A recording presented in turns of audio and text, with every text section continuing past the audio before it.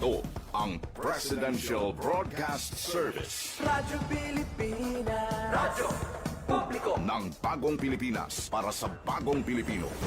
Naghahatid ng mahahalagang balita at impormasyon na guugnay ng pamahalaan sa sambayanan. Tulay sa himpapawid ng serbisyo publiko. Radyo Pilipinas. Radyo Publiko. Ang boses ng Pangulo. Sa Iloilo, Radyo Pilipinas. 585 AM. Oras sa Radyo Pilipinas, Philippine Standard Time, alas 8:01 sa aga.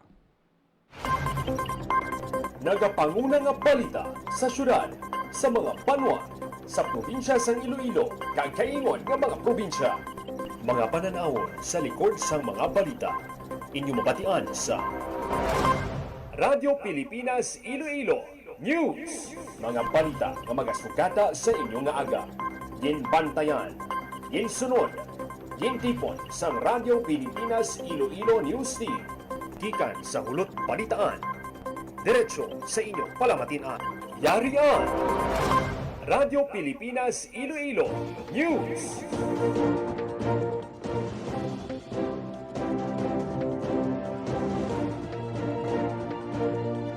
Ayong aga Pilipinas, good morning Western Visayas. Welcome sa Radyo Pilipinas News.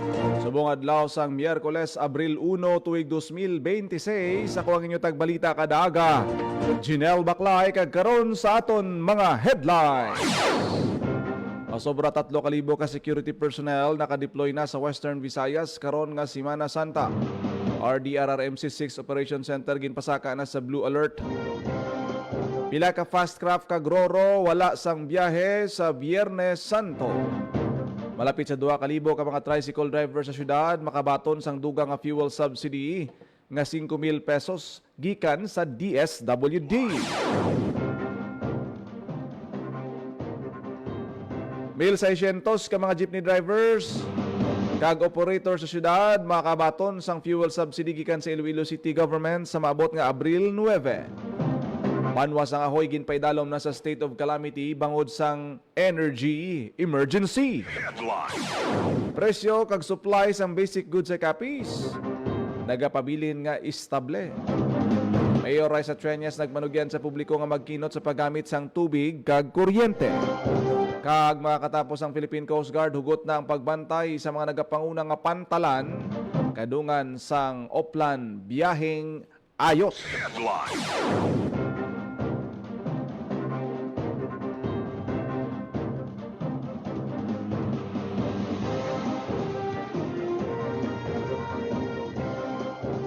Oras sa Radyo Pilipinas, Philippine Standard Time, alas 8:04 sa aga kag karon sa detalye sa aton mga balita lokal. Pilipinas. Radyo Pilipinas News.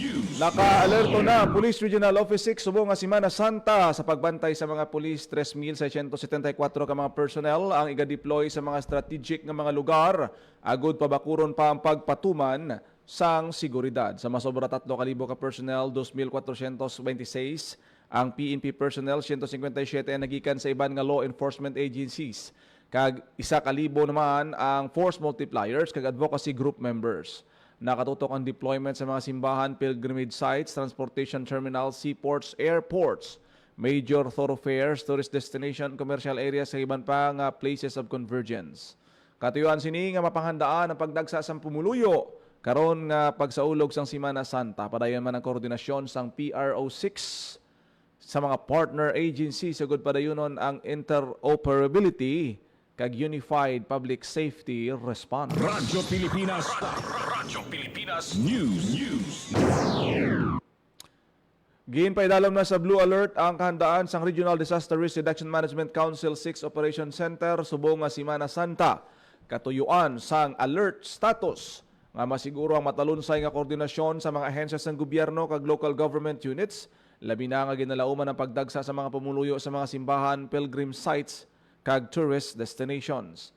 Ginmanduan man sang RDRRMC mga miyembro nga mag-monitor ka magsumite sa preparedness measures kag mga updates sa RDRRMC Operation Center. Ang Blue Alert status epektibo na sang Marso 31 ka magalawig ini tubtob Abril 7. Radyo Pilipinas. Radyo Pilipinas News. Pila ka fast craft kag Roro wala sang biyahe sa maabot nga Biyernes Santo. Radyo Pilipinas. Radyo Pilipinas. Sa detalye sang balita. Wala sang biyahe sa Biyernes Santo ang fast crop sa Montenegro, Supercat kag Wisam nga Bacolod, Iloilo vice versa. Kasunod sa pag-oserbara sang Semana Santa, ginabisuan ng mga pasahero nga suspendido ang biyahe sa sakayan sa Abril 3. Nag-isa na naman ang Ocean Jet nga may apat ka mga trip sa Biyernes. Bacolod, Iloilo alas 8:50 sang aga samtang alas 11 naman sa udto ang Iloilo Bacolod. Kag alauna sa hapon ang Bacolod Iloilo, kag alas 2:30 naman sa hapon ang last trip Iloilo to Bacolod. Sa bahin sang Roro vessel pakadto sa Guimaras, normal ang biyahe sang FF Cruise samtang wala sang biyahe sa Biyernes Santo Abril 3 ang barko sang Montenegro. Normal man ang biyahe sang fiber boats padulong sa Guimaras sa Huwebes kag Biyernes Santo. Para sa Bagong Pilipinas, Jinel Baclay, Radyo Pilipinas, Radyo Publiko. Radyo Pilipinas. Radyo Pilipinas News. 1984 ka mga tricycle driver sa syudad makabaton sang dugang nga fuel subsidy nga 5,000 pesos gikan sa DSWD. Radyo Pilipinas. Radyo Pilipinas. Report. Sa detalye sang balita ni Emero Santiagudo. Good news, makabaton sang 5,000 pesos nga cash relief assistance ang may 1,983 ka tricycle drivers kag operators sa syudad sang Iloilo gikan sa Department of Social Welfare and Development o kung DSWD. Sunod kay Joy Fantelaga Gorzal, spokesperson sang Office of the City Mayor, ang pondo para sa dugang nga fuel subsidy gikan sa DSWD. Kag magabulig naman sa tagtaganay kag facilitate sang mga dokumento kag fuel subsidy ang Iloilo City Government. Hiwato ng tagtaganay sang cash assistance sa Abril 8 sa 3 ka designated venues ng Iloilo City Government. Ang nasambit nga inisyatibo bulig sa national government sa transport sector sa tunga sa nagapadayon nga pagsaka sang produktong petrolyo bangod sa nagapadayon nga tensyon sa Middle East. Kada benepisyaryo magabaton sang 5,000 pesos nga cash relief assistance. Suno kay Gorzal, ginbase ang numero sang kapindos mil nga benepisyaryo sa numero sang tricycle drivers kag operators na may valid franchise nga gin-issue sang sangguanang pangungsod kag ang may motorized tricycle operators permit nga gin-issue naman sang business permit and licensing division. Agod mag-claim sang subsidy, kinahanglan lamang nga magdala sang original nga driver's license kag duha ka kopya sang ID nga may 3 ka pirma.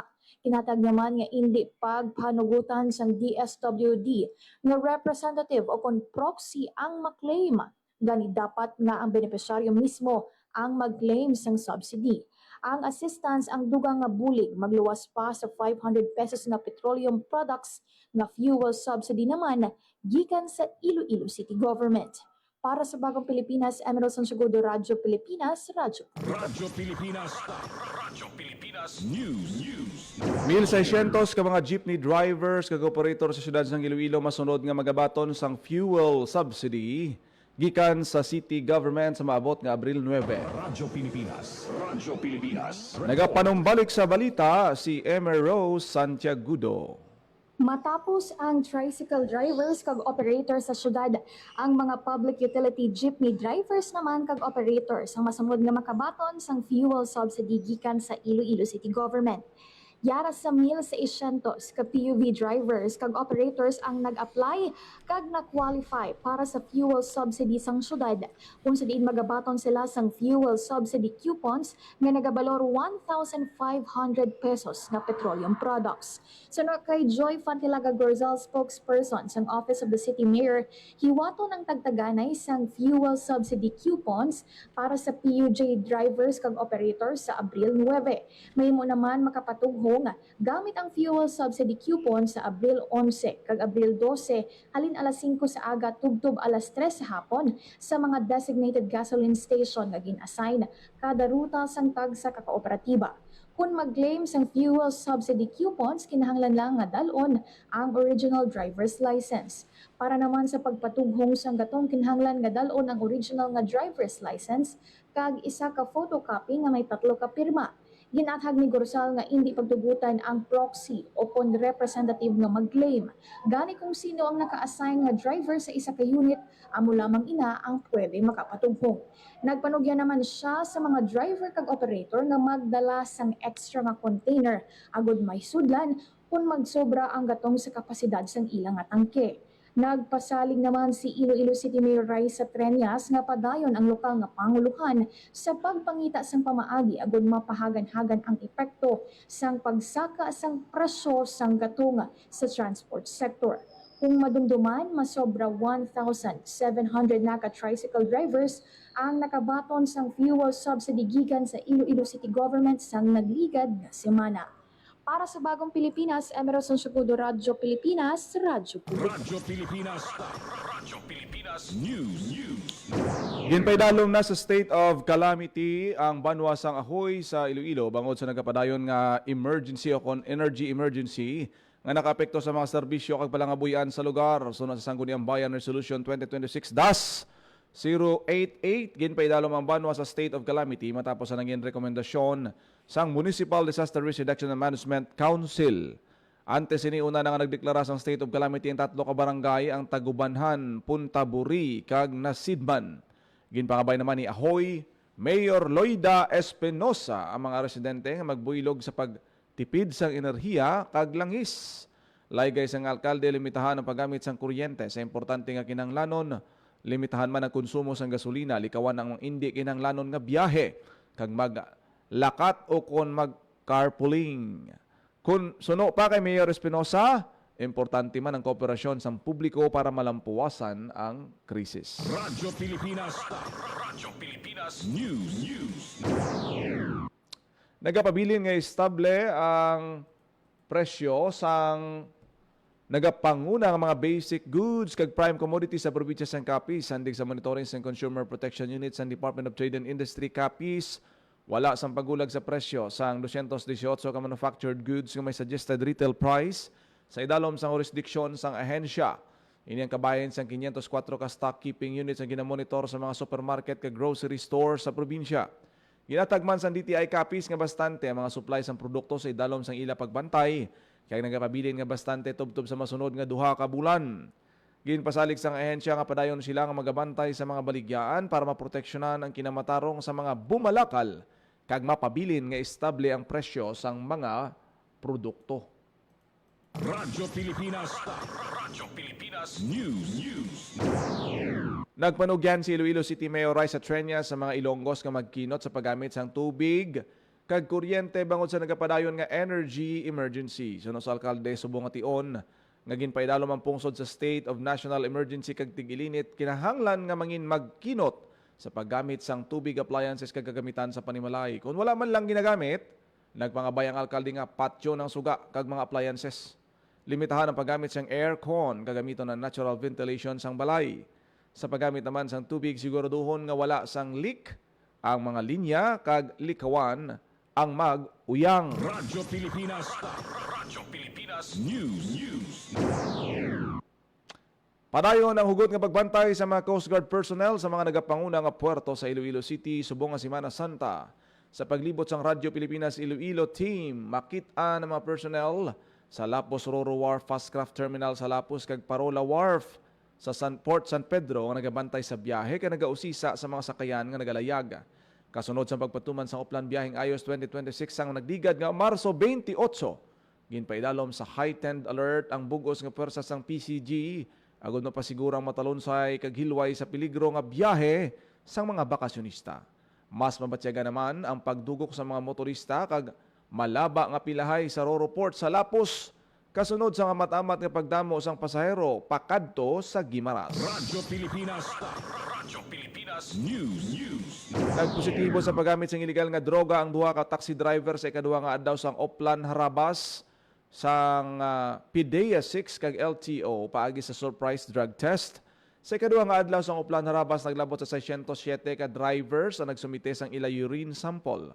Ini ang mga drivers sa Iloilo International Airport, Hordan Port Guimaras, Tagbak Terminal Iloilo City, Ceres Terminal, Buena Vista Port, kag Robinsons Pavia Terminal sa Ungka 2. Sa pagpositibo sa mga driver, ipaidalom sa confirmatory test ng ilang mga sample kag ipaidalom sila sa community-based rehabilitation program. Iga-revoke naman sang LTO ang lisensya sang mga magapositibo sa confirmatory test. Radyo Pilipinas. Radyo Pilipinas News. Stay hydrated kag magsuksok sang insakto nga panapton. Ini ang panugyan sang City Health Office sa mga mamumugon nga exposed sa init sang adlaw. Radyo Pilipinas. Radyo Pilipinas. Report. Sa detalye sang balita. Sa tunga sa mataas nga heat index sa syudad sang Iloilo, may panugyan ang Iloilo City Health Office sa publiko, ilabi na sa mga mamumugon nga exposed sa init sang adlaw. Gimpayag ni Assistant City Health Officer Dr. Roland J. Fortuna, kinahanglan nga magpabiling nga hydrated ang mga delivery riders, traffic auxiliary, drivers kag iban pa. Dapat man nga magsuksok sa insakto nga panapto. Lakip ang lightweight kag loose fitting nga mga bayo, mas maayo kon light colored. Dugang pa nga panugyan ni Dr. Fortuna sa publiko nga kon magwa sa balay, mag-usar sang sun protection kapareho sang kalo o kon payong. Mahimo man maggamit sang cooling devices o kon magpabilin sa mga shaded areas sagud malikawan ang sobra nga init.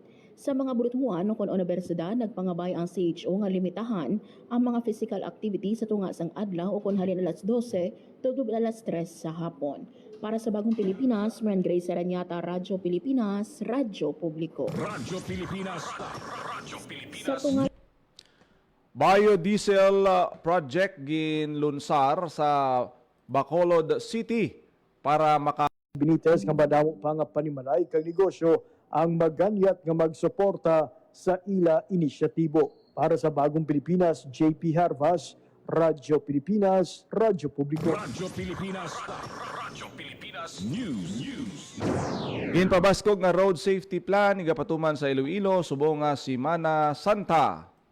Radyo Pilipinas. Radyo Pilipinas. Report. Sa detalye sang balita ni Hope Turichante. Ang mga miyembro ng Provincial Task Force on Road Safety agud istoryahan ang mga plano sa pagdugok sa mga pasahero sa mga terminal kag mga lugar sa probinsya sang Iloilo sini nga Semana Santa. Ara sa Sinapol ang mga tiglawas sang Land Transportation Office, Land Transportation Franchising and Regulatory Board, Iloilo Provincial Police Office, Bureau of Fire Protection, Department of Health, kag mga opisina sang Provincial Capital. Sa diin kada opisina nagpresenta sang ilatag sa kaplano para sa Oplan Ligtas Biyahe. Target sang Provincial Task Force on Road Safety nga makabalhag sang zero incidents ini nga Semana Santa kag masiguro ang kalinong kagatawhay sang pagbiyahe sang mga pasahero. Para sa Bagong Pilipinas, Hope Trichante, Radyo Pilipinas, Radyo Publiko. Radyo Pilipinas. Radyo Pilipinas News. 5 ka adlaw nga clean up drive hiwaton sa Boracay Island subong Holy Week. Radyo Pilipinas. Radyo Pilipinas. Nagapanumbalik Report. sa balita si Hope Turichante. Magahiwat sang 5 ka adlaw nga clean-up drive sa Boracay Island sini nga Semana Santa ang Malay LGU sa Aklan. Ang aktibidad kabahin sang Project Pristine isa ka collective effort nga nagatuyo ipabilin ang katahom sang isla sa tunga sang pagtagsa sa mga turista sini nga Holy Week. Ginalauman nga pagaupdan ini sa mga tourism frontliners lain-lain nga organisasyon kag mga volunteers. Magasugod ang Project Pristine Semana Santa Clean-up Drive sa Abril 1 tubtob Abril 5 para sa Bagong Pilipinas. Hope Trichante, Radyo Pilipinas, Radyo Publiko. Radyo Pilipinas. Radyo Pilipinas News. DAR Western Visayas nagaagda sa tanan nga mga estudyante sa kolehiyo sa pagpasakop sa pelikulagraryo. Radyo Pilipinas. Radyo Pilipinas. Report. Sa detalye sang balita ni JP Herbas. Nagaagda ang Department of Agrarian Reform Western Visayas sa tanan nga mga estudyante sa kolehiyo nga magpasakop sa kaduha nga pelikulagraryo. Ang pelikulagraryo isa ka piniindi sa pag-obra sa malipot nga pelikula nga nagatuyo nga magpalapnag sa mga dalayawang istorya sang kadalagan sa mga agrarian reform beneficiaries, Agrarian Reform Beneficiary Organization kag sa mga pagdingwa sang DAR. Sino kay DAR WV Assistant Regional Director for Operations Anthony Arostique. Ang kompetisyon sa mga tuig para buksan sa tanan nga college student ken enrolled sa mga pribado o kon pampubliko nga kolehiyo o kon universidad. Kaangay sa nagdigir nga tuig, ang Pelikulagraryo 2026 may duha gihapon ka kategorya nga ginalakipan sang ARB kag ARBO kategory. Bilang padya, ang DAR WV magahatag sang kabugusan nga 400,000 pesos nga cash prize. magabaton sang tig 15,000 pesos ang mga hingadlan nga Best Director, Best Actor, Best Actress, Best Cinematography, Best Editing kag Best Screenplay. Samtang pareho nga magapauli sang 60,000 pesos ang Best Film sa duha ka kategorya. Tig 30,000 pesos sa Second Best Film kag 20,000 pesos sa Third Best Film. Tubtub na lang sa Abril 10 ang pagbaton sang entry sang DAR-WV. Para sa Bagong Pilipinas, JP Hervas, Radyo Pilipinas, Radyo Publiko. Radyo Pilipinas. Radyo Pilipinas News. Department of Health Western Visayas Center for Health and Development nagiwat sang libre nga TB screening sa masobra 160 ka mga persons deprived of liberty. Radyo Pilipinas. Radyo Pilipinas Report. Sa balita ni Marian Grace Ereñeta. Nagiwat sang libre nga tuberculosis screening ang Department of Health Western Visayas Center for Health Development sa masobra 160 ka persons deprived of liberty o kon PDL sa Bureau of Jail Management and Penology o kon BJMP District Jail Dormitory sa Barangay Naluo, Kalibo, Aklan. Giniwat ang TB screening kaupod ang Provincial Health Office ng Aklan, Municipal Health Office ng Kalibo, BJMP kag ang Philippine Business for Social Progress. Gimpahayag ni Nicole Cortum, TB Nurse Coordinator sa DOH Region 6 nga tinutuyo sa inisyatibo nga dalo ng TB services sa vulnerable kag underserved nga mga pumuluyo. Dugang paniya nga luyag sang Regional Office nga panubuon ang TB morbidity, transmission kag mortality sa mga presohan. Para sa Bagong Pilipinas, Marian Grace Ereñeta, Radyo Pilipinas, Radyo Publiko. Radyo Pilipinas. Radyo Pilipinas News.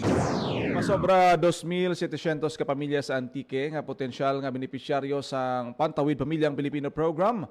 Iga pa idalom sa validation kag registration. Radyo Pilipinas. Radyo Pilipinas Sa Report. detalye sang balita. Ipaidalom sa validasyon kag rehistrasyon ang masobra 2,700 ka potensyal nga benepisyaryo sa Pantawid Pamilyang Pilipino Program o 4P sa Antique. Sining karon lang nagpagawa sang anunsyo ang Department of Social Welfare and Development Field Office 6 nga nakapost na sang listahan sang 2,733 ka potensyal nga benepisyaryo ng mga municipal links. Ang masobra 2,700 nga benepisyaryo gikan sa munisipalidad sang Aninii, Barbasa, Bilison, Bugasong, Kaluya, Kulasi, Hamtik, Lawaan, Libertad, Pandan, Patnungol, San Jose, San Remeo, Sebaste, Sibalom, Tibiao, Tobias Forner kag Valderrama. Hayag pa sa DSW6 nga ang mga benepisyaryo gintumod pinaagi sa Community-Based Monitoring System o CBMS. Hiwaton ang validation pagkatapos ng 15-day posting period. Ang mga eligible nga pamilya ang iga-rehistro kag iga-enroll bilang dugang nga 4Ps beneficiary sa idalom sang Set 14A kag Set 14B. Para sa Bagong Pilipinas, Marian Grace Ereñeta, Radyo Pilipinas, Radyo Publiko. Hindi pa idalom sa validasyon kag Pilipinas News. Oras sa Radyo Pilipinas, Philippine Standard Time, alas 8:25 sa aga. Radyo Pilipinas. Radyo Pilipinas. Kaginyo na batian ang detalye sa managapanguna nga balita sa pagpangalagad sang Radyo Pilipinas News subong adlaw sa Miyerkules, April 1, 2026. Sa dugang pang mga balita kag impormasyon, please share, follow kag like sa aton nga Facebook page Radyo Pilipinas Iloilo. Salamat gid sa mga nag-upload sa aton siniya nga programa subong nga aga. Kung nagid lamang inyo alagad ang inyo tag balita, Janelle Maclay, mayong aga Pilipinas. God bless Iloilo.